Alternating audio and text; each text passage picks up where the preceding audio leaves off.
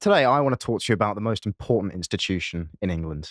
I'm not talking about Parliament. I'm not talking about the church. I'm not talking about the monarchy. I'm You're not going talking. to say marriage, are you? No, heavens no. I'm talking about the pub, Ah, the heart of the English. It's a good-looking pub, actually.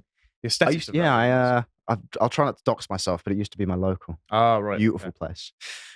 Anyway, before we begin, I'll point you towards another English institution that's actually been long dormant. You can read my reflections on the Witan, which was probably about a month ago now. Dan, you were there. I was indeed. About a month. Making a comeback to the Witten Yes. after many centuries of absence. Oh yes, very good. And I'd recommend anybody who can get there next year go because it was fantastic. But anyway, to the story at hand. I sort of saw this story last week: 2 pubs a day disappearing in England and Wales, and I felt very, very sad because I am an Englishman. I love my pub. I love my pint, and I think it's a really core part of our culture. 2 a day. 2 a day. How many of these, and I asked this because this happened to a local one near me, how many of these are getting firebombed by gypsies or Albanian gangsters for insurance claims? I couldn't give you a figure, Right. but it does happen, I'm told. Yes. I know of one case. Yes. To be fair, they're probably doing that out of sheer desperation at this point. Well, one of them was because Yes. a guy owed a gypsy gangster a lot of money, and then he went and slept with the guy's wife, and then he As one said, does. Well, fairs do. There goes your business. Which you play with fire, and get burned Yes. a little bit, but yeah, there are quite a few of these Mm. sort of things. I mean, there was one recently that was, I can't remember. Was it near Hull that got burned down by the owner because he wanted to make a claim on that? Are you talking about? How do I scroll down on this? It's a down button. Was it the Cricket House? Oh, Is that what you're was. talking Yeah, about? there we Yeah. go. I can see into the future, apparently. Yeah. Well, this incident sparked huge outrage, especially among the local community, because this was such an important part of their local culture. This was like an iconic place. But yeah, burned down presumably for insurance purposes. I mean, it's kind of the linchpin of a small community is the pub. I mean, Yes. every time I go on holiday to somewhere like Cornwall, early in the summer, I take the family there, and we go and stay in these little villages. Yep. They're always centered around a pub, and it's absolutely key to the community. Yeah. And so in the spirit, following this story, I decided to actually go around and talk to some publicans in my home county of Kent.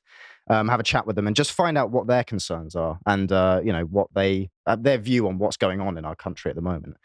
Because you read these stories, but you don't actually often hear from the people that it is affecting most deeply. So before we go in, I do just want to say some of the stats that the BBC give here. So figures show that 230 pubs vanished in the 3 months from the 30th of June, and which is an increase over the quarter, over the previous quarter, when the doors to 153 pubs were closed. It means that 383 pubs were demolished or converted for other uses between January and June. And last year, for the whole of last year, it was 386. So already we've pretty much, we're going to surpass the number that closed for the entirety of last year. So that brings the total down. I mean, there's still 39,404 pubs in England and Wales, which, is a lot. But if they're closing at this rate, that is going to decline very quickly. Have you got much on the reasons as to why they are shutting? Because I have some theories. I mean, from the conversations that I've had, there are a few sort of top line issues that people are talking about. These are things like VAT, minimum wage, cost of running the business, electricity, gas, and so on. Cost of employing staff, and the enormous avalanche of red tape that people have to put up with. One of the other things I've seen, and this survey came mainly out of America because they were surveying 12th graders, but I wouldn't be surprised if there's a little bit of trickle over here because of the effects of lockdown and general cultural changes. And this is something that when you, Carl, and AA were talking about how to get girls, basically just turn up to a pub and ask one out. And people it does sort of hinge on a pub actually being open. Well, not open, full. Because the increasing amount of 18 to 20-year-olds that have never tried alcohol and just don't go out and socialise and spend a lot of their time online is on the up. So Gen Z are just not flocking to these places. I think the lockdowns will be a huge factor in why a lot of these pubs are closing, because any typical business, especially if it's seasonal or whatever it is, and pubs presumably do a lot better in summer than they do in winter or whatever it is. But with any business, basically the income goes like that, and you've got a cash buffer between the costs that you must meet and your sort of income coming in. You've got a cash buffer in between. What COVID would have done is basically wiped out that cash buffer, and basically people who went below the line closed down over COVID, Yeah. and those who just about managed to get through it, they might be just on that line, but any dips up and down either side due to seasonality or whatever it is, or other costs that come up, is going to push them under. So I think why these pubs are closing, it is a whole selection of issues, with probably the big one as to why what accelerated that line would have been COVID. Mm-hmm. Yeah, the lockdowns, not COVID. From what I've been able to gather, that buffer that you're talking about is extremely thin. Oh yeah, I can imagine it will extremely thin. Yeah. So moving on then, last year, Josh and Harry covered the death of the British pub, covering this same issue, mostly because of the consequences of lockdowns, pubs across the country closing at a ridiculous rate, and it seems to only be getting worse, frankly. So on to my conversations that I've had then with these publicans around my home county of Kent. I specifically wanted to talk to independent publicans. So these are not Wetherspoons managers, not Green Kings, not ones that are part of sort of pub or restaurant chains, but just literally independent local people. So I'm going to keep them anonymous as well, because I wanted them to speak freely. So you'll just have to take my word on this stuff. Source, it came to me in a dream. Exactly, yeah. But I began by asking these people about themselves and sort of how long they've been publicans, why they got into the trade. And in most cases, they'd been in the industry for their whole lives. In some, parents had been in the industry before them. So it's a tradition, right? To sum it up. And I mean, others only began in the last few years, but in each case, they all felt very passionately about their business. Their reason for getting into the business was never money. It was never to, get rich. It was always a vocational pursuit, something they wanted to do because it was a kind of calling. They wanted to be, they wanted to bring the community together. They wanted to be that kind of hub that allows people to socialize. It must be a very consuming job, because it's not like an office job where you finish at 5 and you go home and you don't have to think about it. I mean, you open presumably like 11 and you're still there until 11 at night. Especially because loads of them live above it as well. So well, yes, and that was the case for some of the people that I spoke to. So, for example, one person said to me that she's done 20 jobs while she's still in her pajamas most days. These are they work generally 12-hour days. Late finishes, early starts. And there are no days off. That was another thing that I really picked up. If you own a pub, you don't get days off. One couple that I spoke to, they took a holiday to Spain late last year, and that was the first holiday they'd taken for some time. And while they were on holiday, their phone lines went down, which meant that they couldn't take any bookings for that weekend, and they had to get on the phone to BT and sort it out, and it was a whole thing. And they predict that they estimate they lost about £10,000 worth of business, literally just from that one tiny thing. And I think when I heard that, I thought that's just that's something I would never even imagine as being a problem I'd have to deal with when running my business. But it's little details like that that add up to turn this into a job that is incredibly demanding. But again, these are people that are not in it for an easy life. They're not in it to make money. They're in it because they love it. They love their community, and they want to provide that kind of service to the people that they live around. I think it's a really beautiful thing, and I think that it makes it all the more depressing. Very much part of the English character, isn't it? Absolutely, yeah, absolutely. And these are not things that can be. This is something that I certainly talk about often. These are not things that can be quantified. These are not things, you can't map this feeling onto a spreadsheet. It's a qualitative experience, going to a pub. And another thing that I sort of really felt when I was talking to these people is that they really resent the sort of Wetherspoonsification of the industry, by which I mean sitting at a table and ordering on an app instead of going up to the bar, having a conversation with the barman, and all the rest of it. Instead, it just becomes one guy that I spoke to said it's like a factory canteen for Wetherspoons. Because it is literally just I know exactly what he means, because the other big trend that I see is chain pubs trying to pretend to be independent. Yes, yeah, you see that a lot. Yeah, but I can always tell when I go up and order at the bar whether it's actually an independent or pretending to be an independent from the way that you're treated when you get there. Absolutely. If it's that personal connection type thing, it's a different feeling. Yeah. Then you're an independent. And if it's like you say a canteen. Then oh, hang on, this is a chain disguised as an independent. What also fills out the social texture is by nature of sitting at the table and ordering via the app.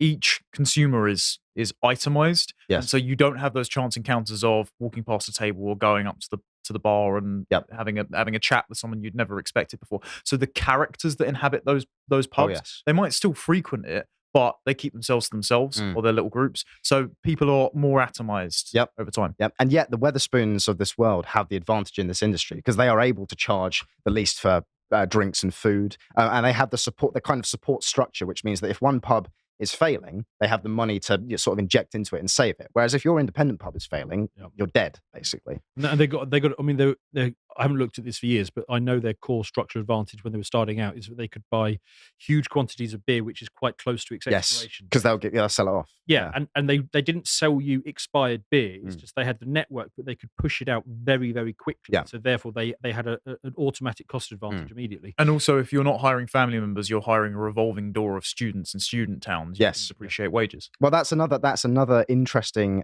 quality that these independent pubs have, is that the staff are always local people. And it might be kids, but it's kids who live 2 minutes down the road. It's not sort of fly-by-night employees who are just interchangeable, as you say. So just, onto some more of the conversation that I had. Something that one of them said that I really liked was, someone has to do it.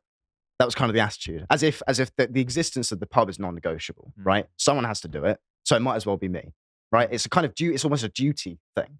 And again, I think that's really beautiful. I think it's a great attitude. And you will find as well that among the types of people that own pubs, these independent publicans, there is a tremendous value placed on hard work, which is no surprise, because their every day is just non-stop work of one sort or another, whether it's behind the bar, pulling pints, talking to customers, or in the back office doing paperwork, like literally mountains of paperwork by the sounds of it. So I then asked them about sort of the kind of general trends in the industry, changes that they've seen over the last few years.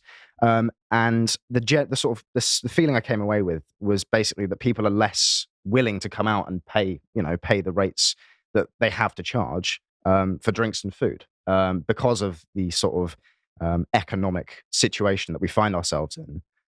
They are seeing that people are just more, I don't know, when once people might come out Friday, Saturday, Sunday, now they'll only come out on one of those days. It's also a demographic problem, because we have got, relative to the baby boomers, who were a very pub-going culture, same with the Gen Xers, we've got a smaller cohort of the domestic population who are most likely to drink, and then you've split that domestic population down to the sort of slug and lettuce going normies, who again will frequent the chain like a Spoons or something, or people that are like biohackers and don't drink. I mean, I sort of fall into that these days, or people that are just terminally online and never even leave the house. And then the other thing that's driving population increase are all of the new Britons, whose often religion prohibits them from drinking. So they're not going to end up in your local unless it's going to be turned into a mosque. We'll get to that. Oh, bugger. We'll get to that, Connor. Don't you worry about that.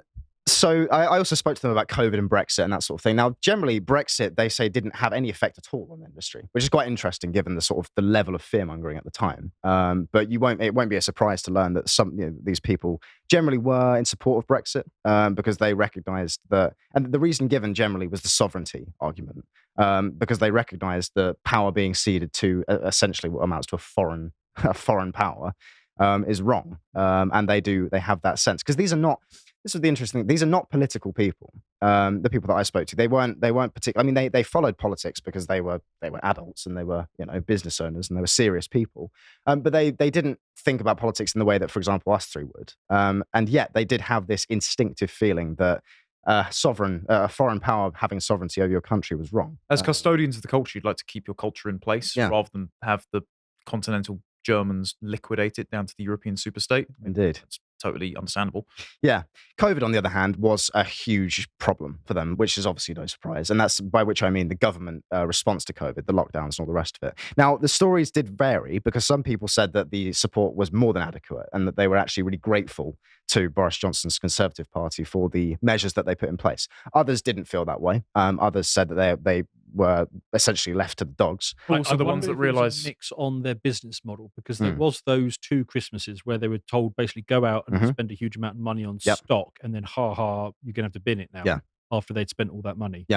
So I wonder if this is a wet led or food led difference. It's also the fact that there are those who realise that eat out to help out is something they're paying for now in inflation, and they all realise that. Oh right, okay. Well, some I would have assumed that some of them thought eat out to help out proportionate to the amount of income they might have been getting as a slight slump before the pandemic. It's like, all good and fancy, and since that's gone away, it's like, no, you are actually paying through that for the back end now. Yes, yeah.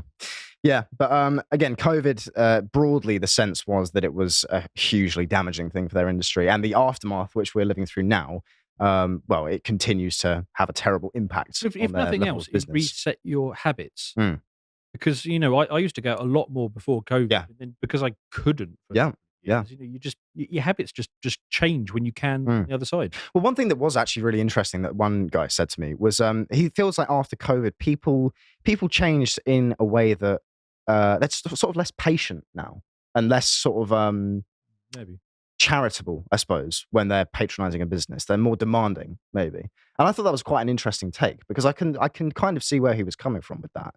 Because I think that the kind of furlough culture that COVID created probably has led to people being a little bit more, feeling more entitled than they may have done before. If everything's order on demand, then you expect in-person businesses to operate with the same level of impersonality and efficiency. And you add to that, again, the Wetherspoonsification of the industry, where everything is just press button on phone, go, go, go, go. But it's to no be fair, surprise. even Wetherspoon are cutting pubs. Well, they are, and we'll get to that as well. And next I talked to them about the sort of the very complex regulatory and tax landscape of their industry. And on this, they were pretty much unanimous that VAT is killing their industry. So they're paying, I think it's something like 20% on food and drinks at the moment. And that is amounting to, well, several people who I spoke to said they were paying tens of thousands, 25,000 plus a year in VAT on what they're selling. And they said that you add that to the cost of energy, the cost of employing staff, and then all the BS that they have to put up with the various little problems that just the fires they have to put out on a daily basis. And it's no surprise that these businesses are going under at a rate of 2 a day. But also all these costs are cascading down the supply chain. And if they have to procure the goods in the first place, if petrol and energy are going up, then just getting the lorries to show up to get your beer kegs in is going to be more expensive than it was 4 years ago. Indeed. I think this is probably broader than just a pub issue. This is just a doing business in Britain today problem. So I've got a Brokenomics, which I think is coming out tomorrow, where I spoke to a couple of smaller housing developers about the sort of because you would imagine what that process is of building a house. It's not what you think it is. It is a huge amount of bullshit and consultants and extra taxes and all the rest of it that happens, really early on in that process. It's basically every industry that I ever look at. There's a vast amount of red tape, bullshit, and taxes that gets loaded into the bit that you don't see because basically it's government stealth taxes and rent seeking and all the rest of it that goes on. Well, on the red tape, this was another really funny little anecdote. One of the people that I spoke to told me was he needed 4 different licenses to have a TV and play music in his pub. Yeah. And they all required different paperwork. And something else he told me was that in order for the chef to be allowed to play music in the kitchen while he's cooking, that required a license. It was just all these things that are essentially amount to covering people's backsides legally. Just arbitrary red tape. And when this spirit emerged, whenever, well, I mean, I know that British pub culture goes back a very long time indeed. But I mean, just take something like the 70s. A pub was open your doors, have some beer. Yes. And now I just can't imagine the amount of bullshit they have to go through. Yeah, there is a lot. And the other thing that one of the people that I spoke to said was the kind of paper, sort of red tape, like the PAT testing and food hygiene ratings and all the rest of it. Yeah. It's all stuff that hasn't actually made a particular material difference to anything. Like before those things came in, pubs weren't just like burning down left, right, and centre. People weren't dropping dead from food poisoning. These things were brought in again. It's not like churches in France. It's nothing like that. Indeed, yes. But these weren't widespread problems. But these arbitrary regulations were brought in again, essentially to cover people's arses. And it just means that these people have more to do. For no particular reason. Yeah, by enforcing a bureaucratic standard, you drag everyone down to the lowest common denominator that some idiot who isn't using common sense would have to. But then that means just people can get away with working up and to the line. Yes. And so rather than that social texture being that which governs it, it's, again, the bureaucracy and people that can just be in the revolving door as long as they learn the rules for as long as they get paid for it and then bugger off. Because the rule makers think that's a minimum standard. We're going to drag everyone below the minimum standard up to it. But actually, like you say, what it does is it drags people above that standard down to the line as well. And again, back to the sense of duty that I got from the people that I was speaking to, I don't think these are people that would be cutting corners, if given the option to. I think these are people who want to provide a good service to their community. They want for it to be high quality. They don't want to just, because again, they're not in it for the money. They're in it to provide people with a good experience. And so I don't think they would, in the absence of these kinds of regulations, I don't think they would allow it all to go to go to shit. I think it would be I think it would be fine. But again, they have to put up with this stuff. So then I moved on to more broad questions about the condition of England. And this was very interesting to hear from these people, because these are people who are essentially leaders of their community. They are staple people. And I think that their views probably reflect the views in their community. One of them told me quite simply that there is no hope, which I thought was very I didn't realise Peter Hitchens owned a pub. Yeah, apparently so. No one who I spoke to felt good about the direction of our country, and who can blame them? Especially in their industry, seeing what they're seeing, where they're seeing pubs dropping dead left, right, and centre. I don't think it's any surprise that these people don't feel good about the direction of our country. And the general, the specific problems that were highlighted were, again, very consistent. They were quite unanimous on this. So it was the poor quality of our leaders, the ridiculous taxes, the decline of the economy, the number of people, quote, screwing the system, and of course, immigration as well. And another sense that I had, now, a couple of them did say this, but this was an impression I had from everybody who I did speak to, was that they felt they had no voice in mainstream politics. They have no representation among the elites. And fundamentally, they don't say, they feel that the elites are not on their side. They feel that the elites are actually against them and trying to keep them down and push them down, which I think is really depressing. It shows you it's just another example of how our elite class are completely disconnected from the sort of the earth people who actually make up our country, and who regard them basically as a regulatory problem to be solved, instead of as indispensable components of our country. Just publicans who would say these things. I think everybody who does something that is actually useful will agree with all of that. Yes. I think the three industries you're going to get that most in are cab drivers, because they are the ones who are having their livelihoods driven off the road. Publicans, because top-down pressures like the WHO that want to actually eliminate alcohol consumption are doing behavioural nudge policies to drive their industry to extinction. And barbers, by that I mean those that aren't drug fronts and do actually cut people's hair and have people in the chair every day and hear very different stories from very different industries about how everything's getting I'm just worse. wondering, is there a whole second country out there which is running parallel with the world that we see?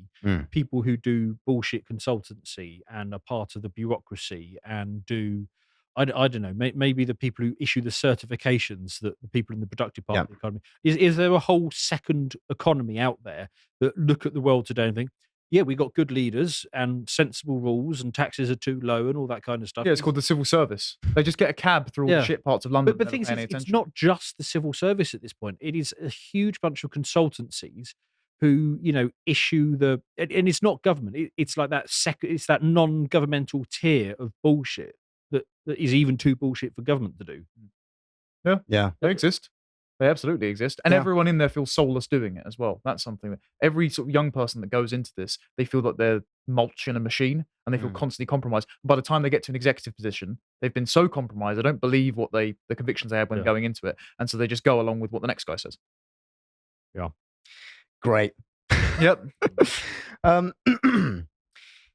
But I concluded my interviews by asking these people what the pub as an institution actually means to them, what it represents. And literally, again, unanimous in every case. I'll give you a quote, actually. So, quote, "It's the hub of the community. It's a place where if you want something done, work done on your car or building work, you go to the pub. There's always someone in there who's in the trade. Before mobile phones, you went to the pub." I think, again, I just think that's beautiful. I think that's a social fabric that is disappearing in this country for the various reasons that we've outlined here. And I think that losing that would be a tragedy, because the pub it's one of the oldest institutions in this country. You can actually trace it back to Roman Britain. It's not quite the same as what we have now, but it is a sort of consistent feature of the Anglo experience. Is a place where the community does come together, generally over alcohol. Say what you want about that, and just socializes. Relaxes, unwinds. That was another thing that some people who I spoke to said.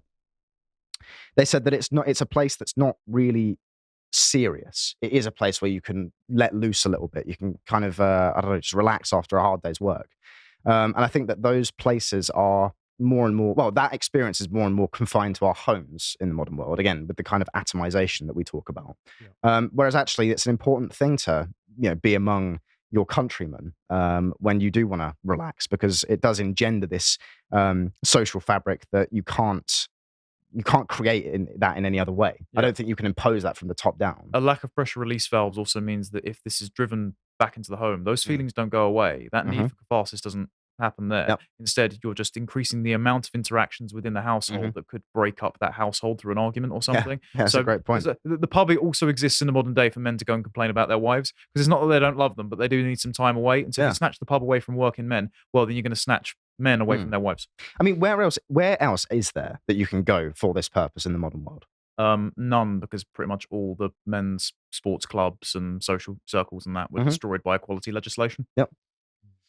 And then, I mean, there's obviously, I thought maybe something comparable is the church, but obviously that's, as you'll no doubt attest to, that's been gutted in the same sort of way. We can try and revive it, but there are forces from the top working against us, like Pope Francis denying the existence of a mass migrant crisis. Indeed, yes. And also, what does it do to people's set of soft skills? I mean, that is what you used to go to the pub for. You'd learn how to socialize, how to talk to people, how to navigate conflicts, how to deal with new people, how to get around political concerns. All of those things were skills that you could learn in something like a pub. If we're now deriving our entertainment from sitting at home watching Netflix, where basically we're having one side of the argument broadcast to us and there's no feedback mechanism, you can see a whole generation of people whose social skills are atrophying off the back of this. Yeah, via the internet, autism has become a social contagion. And for as little as £5 a month, you can see more of it. No, seriously, though, with the code Sargon, with an E. Yeah, indeed. So what do we take away from all this? Well, I think there's a few salient points, again, which my interviewers were unanimous on, which is, first of all, the pub is one of the most important institutions in English life. Second, the government seems to be doing all it can to cripple this industry through taxation and excessive regulation. Third, this constituency doesn't feel represented in mainstream politics. And I think that it's a damning indictment, if one were even necessary, of the current elite that we have. And another thing that I really noticed about this, I mean, I've already mentioned Wetherspoons and those sorts of organizations in this conversation.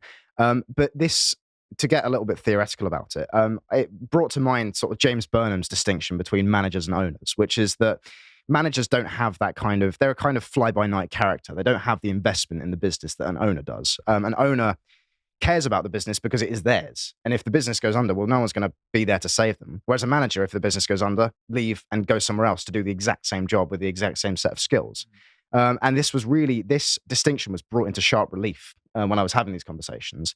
And it showed me that the kind of system that we have now, which is essentially what I would call managerial capitalism, read my article on that on lotuseaters.com, it does create this culture where it's just purely about efficiency and growth. It's not about creating a good quality experience and creating a texture that can't be quantified or put into a spreadsheet. If it's not monetizable, it doesn't matter. Because you have to be constantly maximizing and efficientizing in order to stay afloat of this. As you described it, the government, which is when you said that the government is trying to destroy these people through taxes and regulations. I don't know if it's necessarily the government are consciously trying to destroy things. Oh no, I'm not necessarily saying that it is an intentional thing. I think the government is more like a heroin user who is well on their way to hitting rock bottom. Yes. They're not deliberately trying to destroy themselves. They've just got locked into a series of destructive behaviors that they can't break out of it.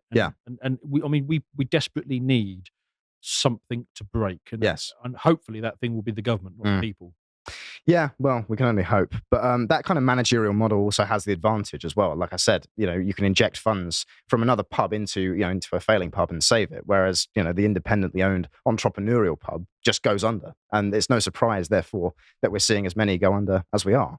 But I thought I'd finish off on another black-pilling note, which is that this story is also something that is happening a lot, which is that pubs are being bought and knocked down and turned into mosques and other sorts of... right, to make way for the pastimes of the New Britons. Indeed.